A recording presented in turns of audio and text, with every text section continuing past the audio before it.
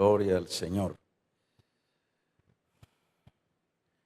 Dice Simón Pedro, siervo y apóstol de Jesucristo, a los que habéis alcanzado por la gracia o por la justicia de nuestro Dios y Salvador Jesucristo, una fe igualmente preciosa que la nuestra.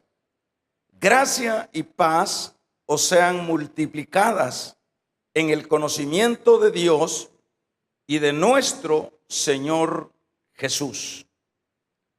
Vamos a hacer una oración. Padre amado, llamados a desarrollar un fuerte carácter espiritual. Llamados a desarrollar un fuerte carácter espiritual. Bueno, para que avancemos y podamos concluir con estos dos versículos de esta introducción de Pedro, no está mal que hagamos una remembranza de lo que ya hablamos. Pues estuvimos hablando la vez pasada o la semana pasada que Pedro es el que escribe esta carta. Es él el que tiene esta actitud de escribir una segunda carta, que es esta, y que decíamos que los modernistas han tratado la manera de no asociar que esta carta haya sido escrita por Pedro. Decíamos que por el estilo de esta redacción de esta carta difiere un poco a la primera. Pero estuvimos hablando de que de acuerdo a las evidencias internas que están, es decir, lo que vamos a ir viendo futuramente, vamos a ir viendo que fue Pedro el que sí escribe, y no olvidemos que Dios ocupó a hombres para escribir su palabra, pero quien les inspiró fue el Espíritu Santo. Entonces no es que se le asocie a una persona tal dignidad, solo ellos eran personas que el Espíritu Santo los inspiraba a escribir de esa manera, dirigiéndose a algún lugar y tratando algún problema dentro de la iglesia. Era eso, la inspiración, pero ellos eran los instrumentos. Es más, el Espíritu Santo no les dictaba, solo les inspiraba. Porque de acuerdo a los estudios de la inspiración de las Escrituras, no es un asunto de dictado, sino es un asunto inspirado, es decir, de acuerdo a las circunstancias.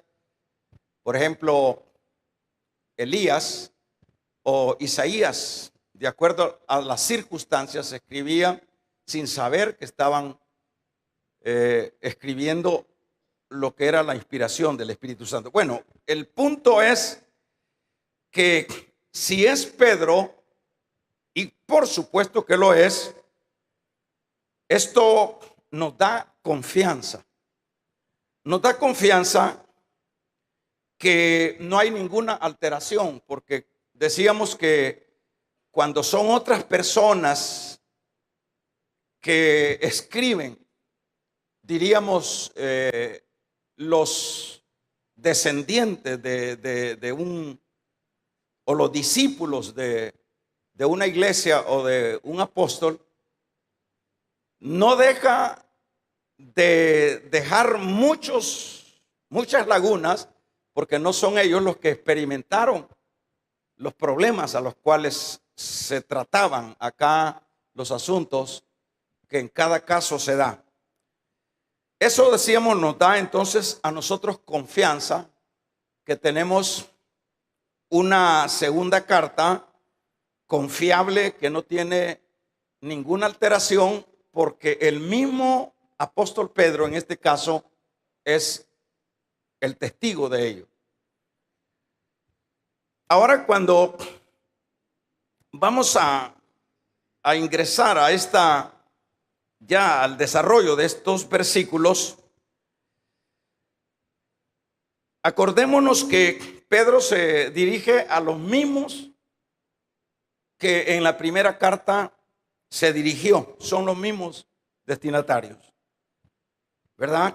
Son las personas que están, como dice la primera carta, que están allá en Galacia, en Capadocia, en Bitinia, lo que dice el capítulo 1, verso 1 de la primera carta. El asunto que en este caso se va a desarrollar, o que Pedro va a tratar, porque siempre hay un trasfondo que en cada escritura se trata, es decir, hay un por qué se escribe esta carta. El trasfondo de esta carta es destacar la gracia que produce la fe con la cual hay que hacerle frente a las diversas acechanzas o falsas enseñanzas. Eso es lo que tiene como contenido esta carta de 3 capítulos. O sea que va a destacar, por eso fíjese bien en la lectura que tomábamos acá en este versículo, porque usted tiene que ser meticuloso, usted tiene que ser escudriñador de cada versículo, de cada letra, porque de lo contrario nunca vamos a poder como redescubrir qué es lo que dice ahí. Por ejemplo, dice: Simón Pedro, siervo y apóstol de Jesucristo, a los que habéis alcanzado por la justicia de nuestro Dios y del Salvador Jesucristo una fe genuina, preciosa, que es esa fe igual que la nuestra, dice Pedro. En este caso habla de fe, está hablando de fe. Y como acá habla de la justicia, fíjese bien, de Dios, de Jesucristo y por su gracia. O sea, está hablando, el inicio de estas primeras palabras es la fe o la justicia, que son los elementos que van a poder enfrentar las herejías, que son las que están acá tratándose en estos 3 capítulos. Hay, por ejemplo, allá en el último capítulo se recuerda que están los burladores que cuestionan la venida de Cristo. Dicho de otra manera, esta carta estaría como haciéndole frente a una secta que era bastante desarrollada en estos tiempos de la iglesia inicial, como serían los gnósticos. Los gnósticos todavía son muy fuertes en este tiempo, pero si nosotros leemos un poquito del trasfondo de las doctrinas gnósticas, vamos a ver que son terriblemente dañinas. Son unas doctrinas filosóficas que muy humanas y que realmente no tienen nada que ver con los aspectos de la gracia. En este caso, no era entonces para menos el poder el que los apóstoles, como diríamos un Pablo, como un Judas, como Pedro, es decir, esta racha de personas o de movimientos contrarios a la doctrina de la gracia era bastante común. no solo los judaizantes, esa era una cosa, pero los gnósticos era una cosa todavía más subliminal y peligrosa, que por supuesto, si no había una fe y no había un conocimiento de la justicia, era bien fácil ser guiado, porque eso debemos de tomarlo en cuenta, hermanos, que una de las cosas siempre que han estado en el ámbito de la iglesia del Señor son las falsedades, son las herejías, son doctrinas que tratan la manera de hacer ver que eso es de Dios, pero que aquella persona que tiene de alguna manera algún nivel de estudio, diríamos, de los asuntos de la Biblia, de la doctrina, que tiene por lo menos lo básico, esa persona puede ser rescatable, o sea, puede rescatarse basado en lo que ya él o ellos han ido aprendiendo de la palabra, porque de lo contrario, de una manera perspicaz o subliminal, se introducen las falsas enseñanzas, que por ende pues llevan a ese creyente que ha sido fundamentado en la fe de la gracia, va moviéndose. Por eso es que la vida espiritual no es de andar del Tin Marín y sucesivamente. Es uno de los aspectos que uno tiene que cuidarse, uno en lo personal.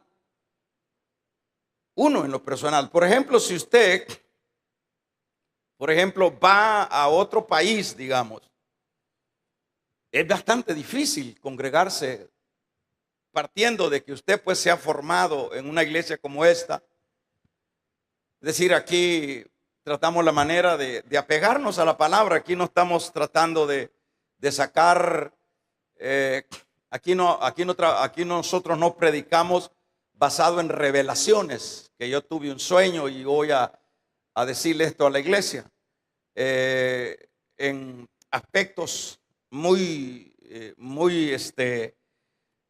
ajenos a la palabra. Nosotros en esta iglesia lo que hacemos es predicar lo que está en la palabra. Pero cuando ya usted va, por ejemplo, a un lugar donde solo es el fuerte de esa iglesia es el sacar demonios, y que no hay otra cosa que hacer ahí, sacar demonios. Por último, todos salen todos trasteados de demonio, porque media vez se le dé énfasis a algo de esas líneas, uno es susceptible para ir como abrazando aquellas ideas, y como él es el pastor el que está predicando eso, y eso tiene sentido y eso es bíblico. Ese es el problema de no estudiar la palabra. O la falsa doctrina, la perversa doctrina de la prosperidad. Usted llega a un país, no, si que aquí se está campeón todo esto, y qué es, pero si usted ya va afilado, usted no se va a tragar esa doctrina. ¿Y qué malo es que alguien predique que hay que ser próspero en la vida? Ninguno, no hay ningún mal, pero el problema es el énfasis en eso. Porque el énfasis en que yo debo de ser una persona próspera materialmente no tiene nada de malo. El asunto es enfatizar que eso es la prioridad. Ahí está, pero ya ve que es un asunto subliminal, es un asunto peligroso. O que por allá le dicen que pues no hay Espíritu Santo, y como pues usted está ahí y va y luego usted está absorbiendo aquello. Por ejemplo, el caso del velo. El caso del velo no es una doctrina, pero sí está en la Biblia, qué pierde una mujer con ponerse su velo para cuando se va a desarrollar el culto? Yo no creo que queda calva. No creo que se pierda la memoria porque se puso el velo. Pero usted va a otro lado, aquí he visto hermanitas yo que se van a otro país y todo, velo y nada de vestimentas con pudor, ya todo, a todo gato color. No se formaron espiritualmente. Es que el punto es formarse, ¿verdad? Esto vendría siendo como un ingeniero, un abogado que se forma, si es su línea, el litigar, es decir, sacar, pelear casos de reos y todo eso. Él se forma en eso, se ejercita en eso y es máster en eso.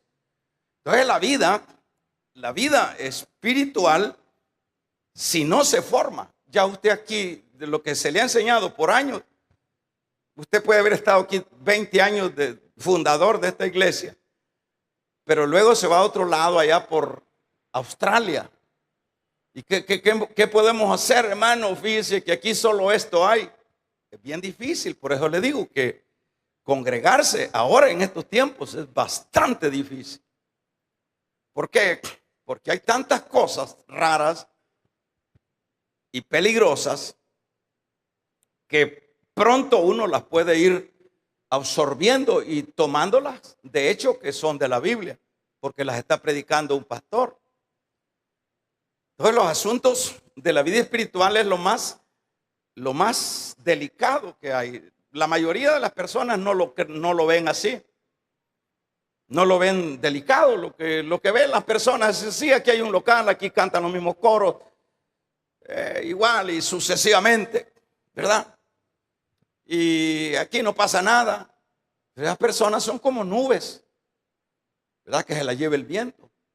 El punto es encontrarse, hermanos, con personas que en los cultos no están dormidos, que cada culto es provechoso y que son personas que están captando, son personas que están aprendiendo y que tienen de alguna manera un sentir crítico que es importante también, ¿verdad? Porque siempre es necesario, la palabra que se predica no es falible, es decir, porque la predicamos.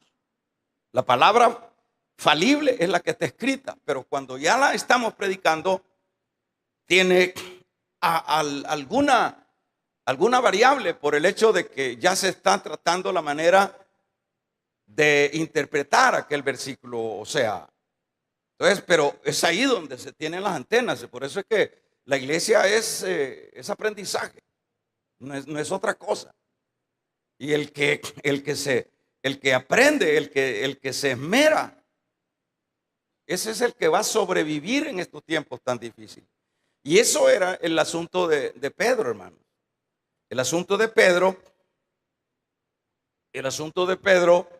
o el asunto por lo cual Pedro se dirige con una segunda carta a los expatriados, es decir, a los esparcidos en las partes de Galacia, Capadocia, Bitinia y todos estos lugares que era donde estaba regada la iglesia a la cual se dirige Pedro. Ese era el asunto de lo cual se adolecía en la iglesia. Pero vea qué importante es que, hermanos, hay siervos, y en este caso un Pedro, un Pablo, un Judas, que es una cartita que usted la lee, que solo es un capítulo. Usted lee, está atacando a los falsos, está atacando a estas líneas que son las mismas del gnosticismo. O sea, era como una epidemia y peligrosísimo. Entonces, en este caso, hermano, Pedro se está dirigiendo, y ese es el trasfondo de la falsa enseñanza. Se cree que, decíamos que los modernos teólogos de hoy día, porque es un sinnúmero de modernismo en los aspectos de la Biblia, y es decir, modernismo en la teología bíblica. Colocan la segunda carta de Pedro, no se la adjudican que Pedro fue el que la escribió, sino que fueron descendientes, discípulos descendientes, y que esta carta fue escrita por allá por el año segundo, por el segundo siglo, diríamos casi 200 años después de que Pedro estuvo vivo. Ya con 200 años o 100 años o 50 años se pierde mucha originalidad de los acontecimientos, hermano. Es decir, el testigo, aún el testigo puede perder muchas cosas que ya no se recuerda de ellas. Ya no digamos discípulos que aparecen allá a lo lejos y que quieren, bueno, escribir una carta a esta comunidad que está en peligro. En primer lugar, no hay esa certeza, no hay diríamos, eso fidedigno de que es alguien que sabe qué es lo que está sucediendo y por ende está tocando el mal. Entonces Pedro acá, que es el personaje que estamos viendo, Pedro está cuidando de la iglesia. Y está cuidando de la iglesia de esta manera, tomándose el tiempo para escribir estos 3 capítulos. Acuérdense que también la Biblia, cuando se ha hablado de capítulos y de versículos, eso es ahora muy reciente, no era así. No habían capítulos. Ahora, es decir, se ha venido armando de esta manera, descifrando los capítulos y los versículos para entender mejor. Pero Pedro escribió esa escritura para esta iglesia, ¿verdad? Para alertarlos de eso. Y eso es lo que vamos a ver en estos ahora versículos. Veamos si usted qué dice, qué piensa cuando la manera como Pedro se presenta a sus destinatarios. Veamos la actitud primeramente humilde. Esto, veámoslo cómo se expresa. Todo esto usted tiene que, cuando lee la Biblia, todo esto tiene que detenerse, usted tiene que escudriñar, usted tiene que ver, pensar, echar a andar las ideas. Pero cuando dice acá, fíjese bien cómo dice, se presenta como, dice Simón. Esa es la manera como él se dirige a estos expatriados. Dice Simón Pedro, siervo y apóstol de Jesucristo. Bueno, veamos esto. ¿Qué significa esto? En primer lugar, esto es una evidencia interna de que Pedro es el escritor de la carta. Pedro está diciendo Simón, y luego Pedro, y luego apóstol. Bueno, veamos. Simón, ¿por qué tiene que decir Pedro de esta manera? Mencionar primeramente Pedro, y Simón, y luego Pedro, y luego, por ejemplo, acá en la primera carta dice Pedro, apóstol de Jesucristo a los expatriados, pero acá él suma el Simón. Cuando Pedro suma acá el Simón, Primeramente, hermanos, entiéndase así. El Simón está representando prácticamente el viejo nombre de nacimiento. Eso, acuérdese que Simón, ese era el nombre de Pedro. Y Simón, ya lo hemos dicho, que lo que significa Simón es algo flojo, algo inestable, y en términos así bastante prácticos, caña débil. Algo son los adjetivos de Simón. Entonces, Pedro o Simón, ese era su forma de ser, era, diríamos, una persona indecisa, una persona insegura, una persona variable, diríamos algo así. Sería lo que significaba Simón. Pero es tanta la humildad de Pedro que no omite ese nombre de Simón.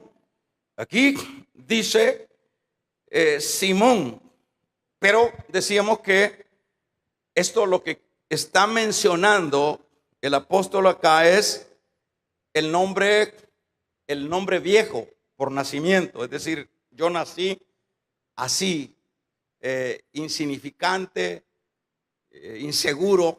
Ese era yo, dice Pedro. Estará ahí diciendo Pedro. Pero cuando a continuación dice Pedro, ¿verdad? Todo, no es que se le antojó a Pedro poner Simón Pedro. Aquí en la Biblia no hay asuntos de que estaba desvelado y que había tomado mucho café y que estaba en los nervios alterados. Aquí no hay una tilde ni una jota que pueda alterarse y que pueda hacer que un dedazo se le fue ahí y falló la cosa. Aquí no hay, en estas sagradas escrituras no hay dedazos. Aquí todo tiene un sentido. Damos un amén, iglesia. Pues, hermanos, Pedro era el nuevo nombre que el Señor le había puesto. Y eso está en Juan, capítulo número 1, en el Evangelio de Juan, 41 al 42. Le dijo el Señor: Simón, ahora tú no te llamarás Simón. ¿Por qué? Y eso, vea lo importante que es, hermano. Porque le cambia el nombre del Señor a Simón, porque no le servía con ese nombre en el ministerio para el cual el Señor lo iba a usar. Entonces, Pedro, en este caso, era ahora el nuevo nombre. Esto cambia lo que es esa idea de lo flojo, de lo endeble, de lo inseguro, porque así es el Señor. Acuérdese que siempre el cambio de nombre siempre tenía un propósito. En el caso del Señor, allá a Jacob se recuerda, era el engañador, y esa era una marca que andaba ese pobre hombre. A donde quiera llegaba un pueblo engañador, y eso, y muchas otras que se derivan de engañador. El Señor no lo podía bendecir, ni le servía para sus propósitos a Jacob como el engañador. Por tanto, tiene entonces un sentido porque le cambia el nombre de usurpador, de ladrón, llámele, porque todo eso se asocia. Llámele, y le cambia el nombre ¿por qué? Por príncipe. Es decir, de Jacob a Israel es una gran distancia. Pues ese nombre era el que a Jacob le iba a servir, pero a Dios le iba a servir, pero no le iba a servir el Jacob. Pues Pedro es igual, ¿verdad? El el Simón no le iba a servir. Y esto no tiene nada de que no se relacione con nosotros, hermano. Porque estamos diciendo, bueno, que estamos hablando así como pajaritos en la cabeza, pero que este asunto pues no tiene nada que ver con nosotros. Claro, nosotros somos el pueblo del Señor. Claro, no nos ha cambiado el nombre, pero en el fondo lo que nosotros debemos de entender, que si el Señor hizo tales o cuales cosas con respecto al nombre, es porque el Señor quiere gente templada. Es porque el Señor no quiere aguados. Amén. Es porque el Señor, hermanos, en la iglesia no quiere gente dual. Es decir, nosotros no podemos estar como pensando que estos asuntos son tan lejanos. Son los asuntos que se aplican a la vida espiritual. Por eso es necesario crecer, madurar, forjarse. Porque de lo contrario no pasaremos de ser Simones, ¿verdad? Entonces necesitamos entender que todo tiene un porqué. Entonces este era el nuevo nombre que le puso el Señor. Ahora su nuevo nombre está diciendo es un nombre regenerado. Ahora Pedro, aparte de que vas a tener otras cualidades, tu nombre indica que sos ya un regenerado. Ya estás regenerado. Ahora, combinados estos dos nombres, fíjense bien, ¿están oyendo, hermano? Combinados estos dos nombres en un solo, esto, hermanos, significa que el viejo nombre, Simón, ahora el Pedro era el nuevo hombre. El nuevo hombre ahora era el Pedro. Esto es lo que está intuyendo Pedro a la iglesia que se dirige. Les está diciendo, ahora yo era Simón, pero me cambiaron el nombre por Pedro, ahora soy Pedro. Ahora tanto Simón, el viejo hombre, y ahora el nuevo hombre, que es el Pedro, que es el hombre con carácter, que es el hombre no dual, que es el hombre que tiene ya ahora una definición completa de lo que es este asunto de Dios. Ahora, a continuación, el Simón y el Pedro se convierten en ¿qué? Veamos a continuación los versículos, que es lo que tenemos que ir amarrando. Simón Pedro, ¿qué dice? Siervo. Ahora, al haberse fusionado el Simón con el Pedro, ahora los dos nombres fusionados ahora son siervos. Ahora este fulano llamado Simón y luego Pedro ahora es siervo. Vamos a ver en qué sentido es siervo. Léalo de nuevo conmigo. Ahora dice siervo y apóstol. Fíjese que él no entra en esta carta, no entra de patada al pecho, como se dice, como apóstol, sino que Simón, Pedro, es decir, ya el cambiado. Ahora Pedro, este Pedro hoy es el hombre sumiso como esclavo al Señor. Es decir, va en orden. Ahora este es el esclavo. Por eso él dice esclavo. Damos un amén.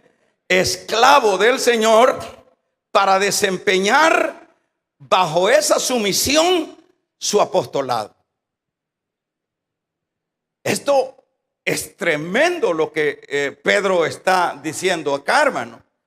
Y es maravilloso por el hecho de que nosotros estamos viendo, en primer lugar, decíamos como una evidencia interna, que aquí no se trata de un discípulo que fue años después de Pedro el que escribe la segunda carta, sino que estamos hablando de el autor, del hombre original que tenía la carga, que tenía el cuidado de prevenir a las iglesias a las cuales se dirige, ¿verdad? Pero ahora ese Pedro hoy es el hombre sumiso, el hombre esclavo al Señor para cumplir su apostolado. Tremendo. Parecido a los siervos de ahora, ¿verdad? No tiene, hermano, cuando uno ve esto, uno se queda helado. Al hacer comparaciones, pues, del orgullo que se mantiene ahora, de la vanagloria que se ostenta ahora en estos campos de las iglesias, en el abuso que se ha llegado a autodenominarse tales y cuales asuntos, porque ahora, por ejemplo, el apóstol, que aunque están los 5 ministerios, pero ahora usted ve que lo que está en relevancia es el apostolado. Aunque los ministerios están funcionando, aunque los ministerios siempre funcionarán, pero hay que ver quiénes son los que llenan los requisitos de un apóstol. Mire la humildad de lo que es un apóstol. Y un apóstol no es un título de grandeza, es apóstol en un sentido de esclavo. No es una etiqueta como ahora se la ponen muchos y que se pelean por los títulos del apóstol, ¿verdad?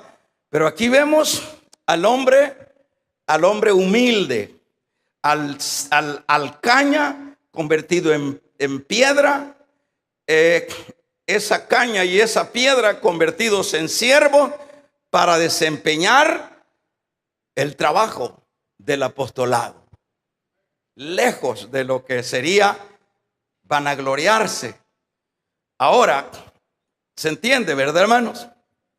Ahora, el asunto es que luego se dirige, pues sí, estamos hablando que se está dirigiendo a ellos, ¿va? A los que les envíe esta carta.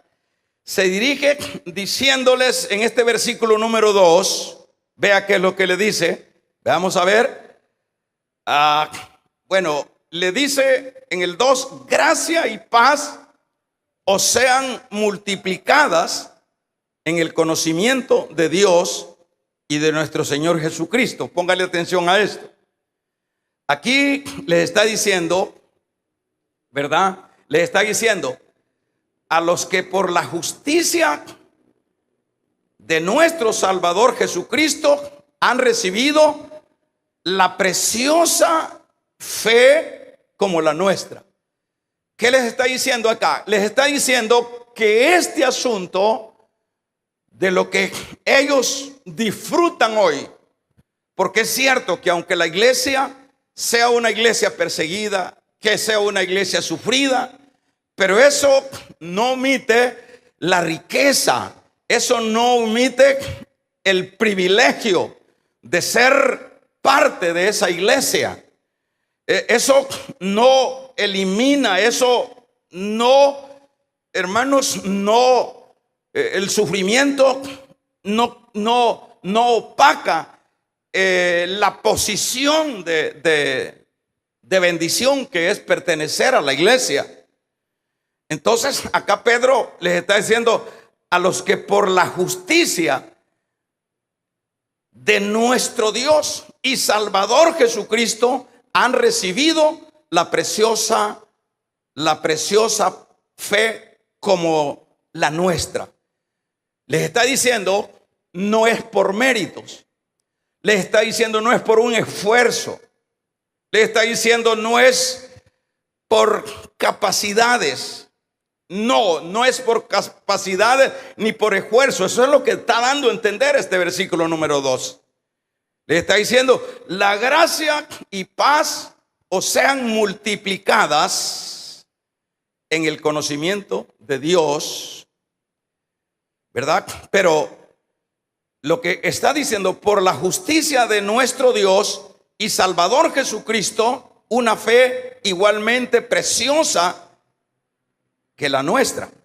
Les está diciendo en esta continuación les está diciendo Pedro que lo que ellos tienen es por Jesucristo, por Dios primeramente y luego por Jesucristo.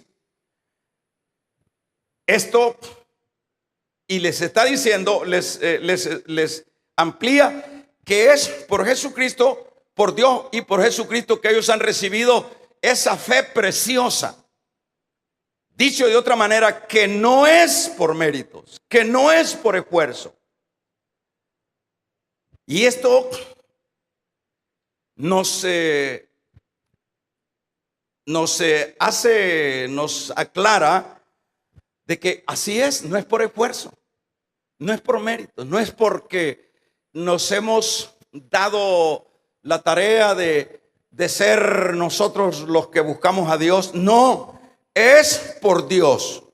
Y es por Dios y Salvador Jesucristo que hemos obtenido una fe igualmente preciosísima como la nuestra. Es por Dios y por Jesucristo. Lo que nosotros somos no es porque usted y yo tuvimos ese rayo de luz que nos iluminó para buscar a Dios. Es por Dios y por nuestro Salvador Jesucristo que somos lo que somos. Eso es lo que les está diciendo. No es porque ustedes se les antojó ser de la iglesia, no es porque ustedes quisieron ser de la iglesia. La Biblia dice que no es del que quiere ni es del que corre, es de los que Dios ama y tiene misericordia.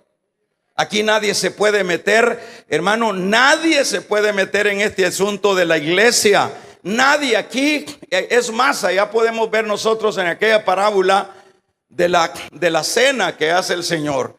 Por eso demos gracias a Dios que estamos adentro. Y demos gracias a Dios de veras, de una manera, hermanos, de expresarle esa gratitud sincera a Dios. Porque en esa cena, ¿cómo es que explica que se llevaban a cabo la cena? Se le daba su etiqueta a cada invitado. Se le daban, ¿cómo se llama el asunto que dan para entrar a una fiesta? Se le dan su etiqueta. Usted lleve su etiqueta, con esto usted pasa. ¿Cómo?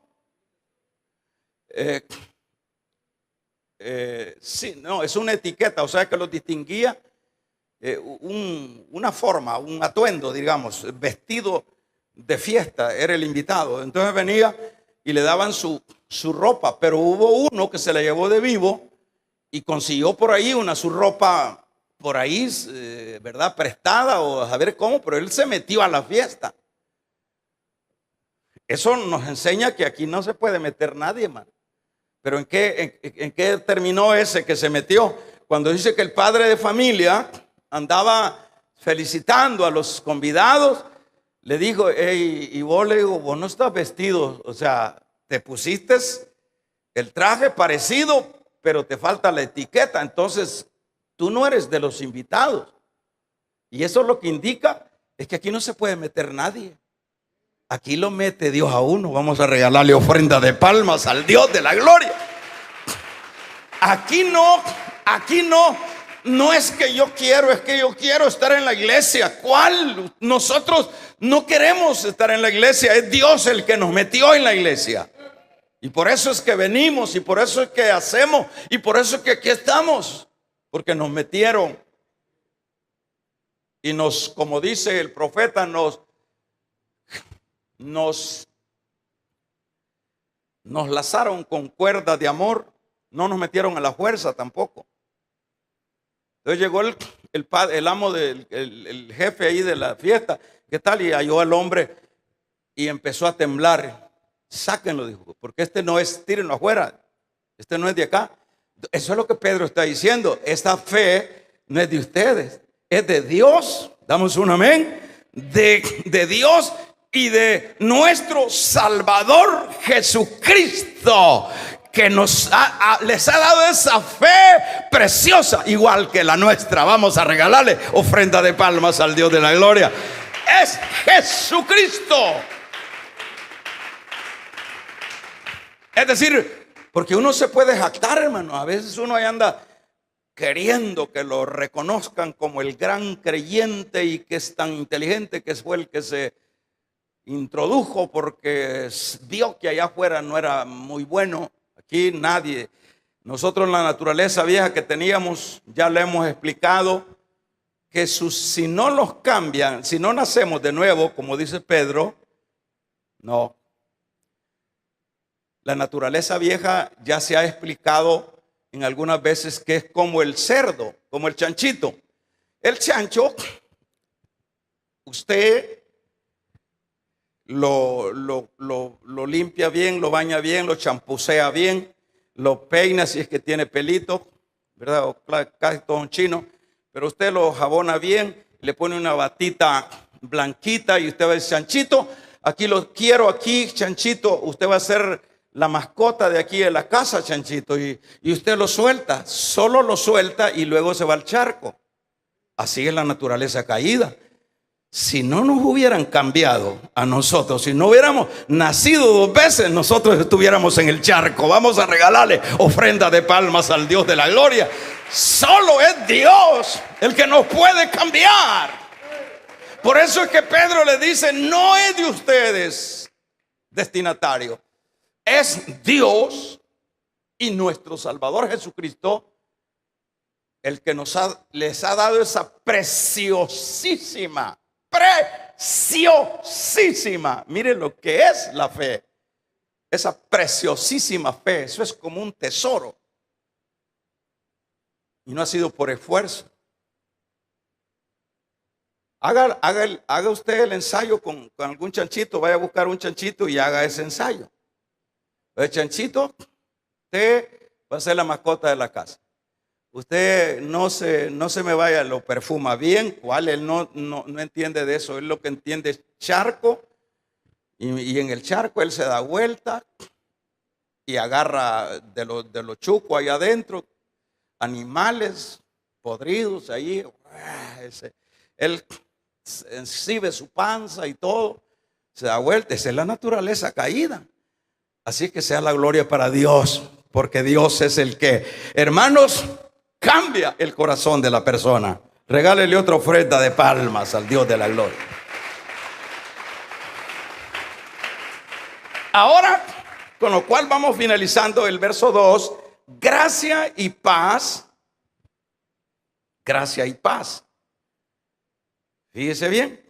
Veamos este verso 2. Gracia y paz os sean multiplicadas en el conocimiento de Dios y de nuestro Señor Jesucristo. Fíjese bien, el deseo de Pedro para esta iglesia, que no solo es una iglesia perseguida, sino que es una iglesia que está en peligro de la apostasía o de las enseñanzas heréticas. Fíjese cómo les expresa: gracia y paz sean a vosotros, les dice. Gracia y paz. Vamos a ver, porque abunde en ustedes. El deseo de Pedro es que abunde en ustedes la gracia y la paz por medio del conocimiento que tiene de Dios y de Jesús nuestro Señor. Vaya. Entonces, Pedro quiere que la iglesia sea, que es la paz, la gracia, todas estas cosas que son parte del menú de la gracia, la paz, dominio propio, convicciones y sucesivamente dones y todo eso, que abunde en ustedes, que Dios no quiere que nosotros andemos en calamidades de su gracia, que nosotros seamos enriquecidos, que nosotros tomemos, que agarremos, que no vivamos como el hermano del pródigo que estaba viendo los chivos y nunca se comió uno. O sea, el mismo padre le dijo: si todos son tuyos, si vos no has querido, porque sos lento, porque vos sos. Ahora vamos a ver, oiga esto, hermanos, ¿cómo es que se logra esta bendición? ¿Cómo es que se logra estas bendiciones de la gracia? La bendición, por eso que le dice acá, fíjese bien, por eso póngale atención, gracia y paz sean multiplicadas, es decir, nada de poco, fuerte, bastante, en abundancia, que se abran los graneros en el conocimiento de Dios. Conocimiento es la palabra clave acá. ¿Cómo se logra esta gracia y esta multiplicación de la gracia? Bueno, se logra en el conocimiento de Dios. Por eso dice ahí conocimiento. ¿Qué significa conocimiento? Cuando usted y yo nos profundicemos más en la palabra, cuando usted y yo nos congreguemos más y estudiemos de esta manera la palabra, el conocimiento de lo que es Dios nos permitirá, hermanos, que se multipliquen las riquezas que están ahí a flor de mano, al alcance de mano para nosotros. Pero dependerá del conocimiento de Dios. Gracia y paz, eso es lo que está diciendo.